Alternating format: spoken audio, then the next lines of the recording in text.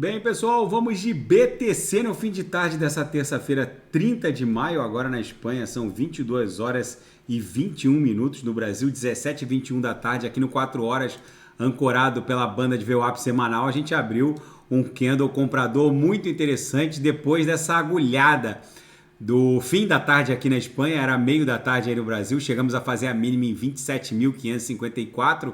Basicamente, a gente beijou a VWAP semanal, que estava se confundindo com a VWAP mensal aqui no 6 horas. Ó.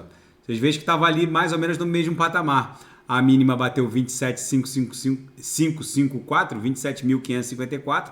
Beijamos a VWAP mensal aqui no 6 horas, ancorado pela banda de VWAP mensal. No 4 horas, o que a gente fez foi prestar continência para a VWAP semanal. Então agora esse martelinho bonito que se formou aqui no 4 horas está dando aso, talvez tenha encerrado esse pullback aqui e está dando aso a uma pernada impulsiva que vai tentar estressar e transpassar novamente o cume da nossa figura triangular, que foi testado no dia 28 de maio, fizemos a máxima em 28.447. Agora eu vou pular para o gráfico semanal, usando o indicador Lucid-SAR, que é muito interessante.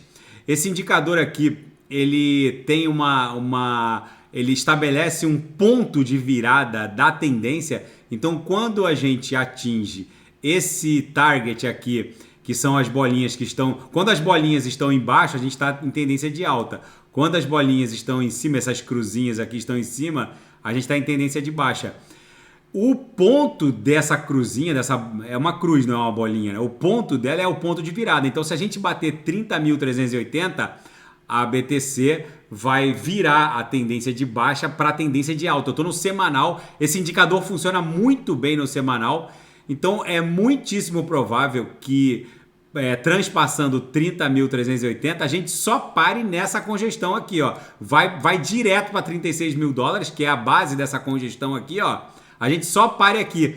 Pode até eventualmente vazar e buscar os cumes, mas é bem provável que a gente deu uma travada aqui em 36 mil dólares, porque a gente vai estar desenhando a nossa onda 5 no diário. Agora eu vou pular para o gráfico diário da BTC.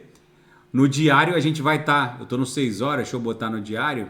No diário a gente vai estar desenhando a nossa onda 5, que tem que guardar a proporcionalidade dimensional com as ondas 3 e 1. Então, aqui foi a nossa grande onda 1, que levou a BTC desse fundo aqui de 15 mil para esse topo em 25 mil. Formou a onda 2. Depois, na onda 3, a gente fez a máxima chegamos a bater 31 mil. A onda 4, cheia de subondas, a gente já concluiu e a gente está iniciando essa onda 5, que se transpassar essa resistência aqui entre 30 mil e 31 mil, que coincide lá com o nosso indicador Lucid-SAR, só vai encontrar uma resistência relevante nesse suporte dessa congestão aqui. Então a BTC vai explodir para 36 mil dólares. No intraday, a BTC... está um reloginho. Hoje todos os sinais na sala de sinais, tanto no par USDT quanto no par BTC, fecharam no gain com lucro no bolso dos assinantes. Tanto na sala quanto no copy trade foi lucro, bateu na lower, voltou, que foi uma maravilha em direção à VWAP. E aí a gente foi pro abraço. Gente, a BTC, eu vou repetir, se ela transpassar 30.380, ela só vai parar em 36 mil dólares. Esse indicador Lucid-SAR goza de uma belíssima inércia movimentacional. Aí é chapéu para o palhaço. Na seara fática, a Receita Federal do Brasil divulgou uma instrução normativa de número 1888 que vai mudar as regras sobre o compartilhamento de informações criptos, que vai permitir que o Brasil compartilhe esse tipo de informação com os fiscos de outros países.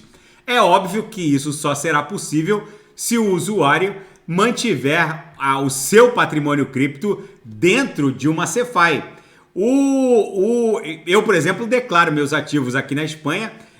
Tudo que eu tenho em centralizadas eu sou obrigado a declarar. Dentro das DeFis, o fato é que não tem como o fisco ter controle. Eu recomendo que vocês declarem. Eu declaro, mas o fato é que essa instrução normativa ela parte do princípio de que o usuário teria os seus ativos em Cefaz, e esse compartilhamento, que atende os requisitos da OCDE, é parte do princípio de que o fisco estaria compartilhando com o fisco de outros países as declarações quanto ao patrimônio cripto custodiadas em Cefaz. Mas enfim, vamos ver como isso vai se desdobrar. O fato é que não há como os estados soberanos controlarem o que está rodando dentro de DeFi. Até porque os public addresses ainda não são vinculados a uma identidade. Agora é que começam a surgir inovações on-chain vinculando public addresses a NFTs, que por sua vez vinculam, as NFTs são itens únicos, não fungíveis, que por sua vez vinculam através de uma identidade digital da Web3 um cidadão. É muito provável que num futuro próximo só seja possível interagir com Cefaz por meio de criptoativos através de public addresses vinculados a uma NFT, que por sua vez fica vinculado à identidade digital da Web3 de um cidadão. É muito provável que isso aconteça, mas por enquanto os dados on-chain ainda não são passíveis de escrutínio pelo fisco mundo afora. Eu recomendo que vocês declarem tudo, o que está on-chain e o que está em Cefaz, mas aí fica a critério de cada um.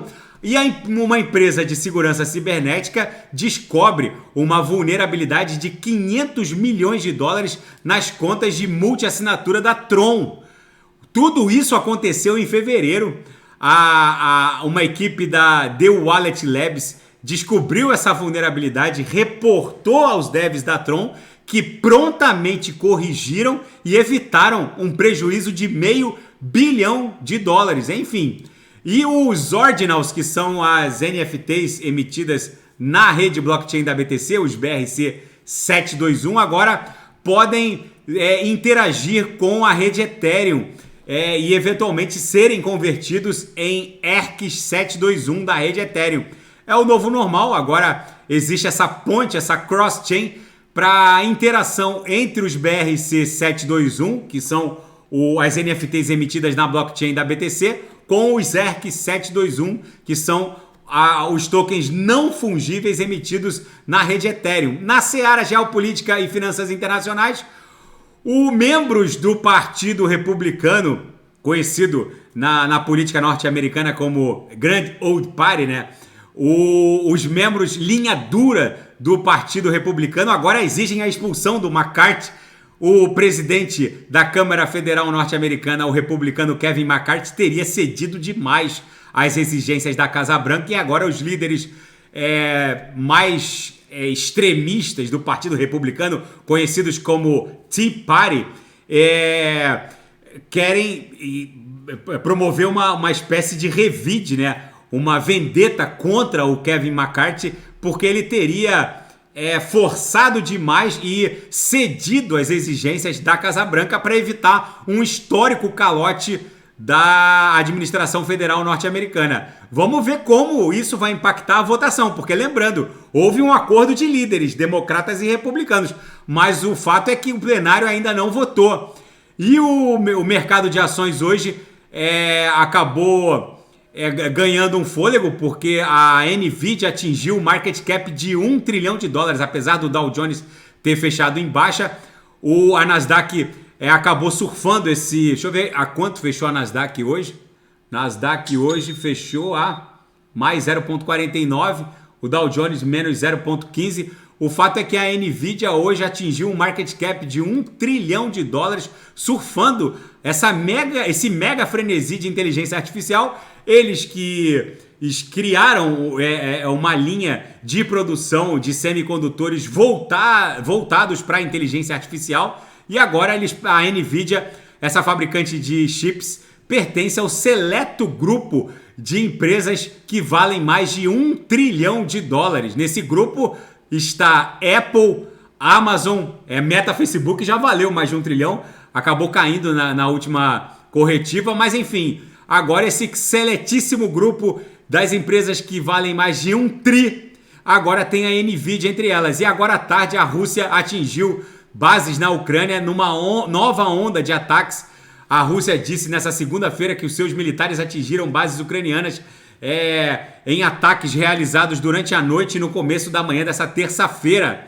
Em um raro reconhecimento de dano a um alvo militar, a Ucrânia disse que estava em andamento obras de restauração de um aeródromo e 5 aeronaves teriam sido atingidas. Enfim, gente, a guerra continua escalando.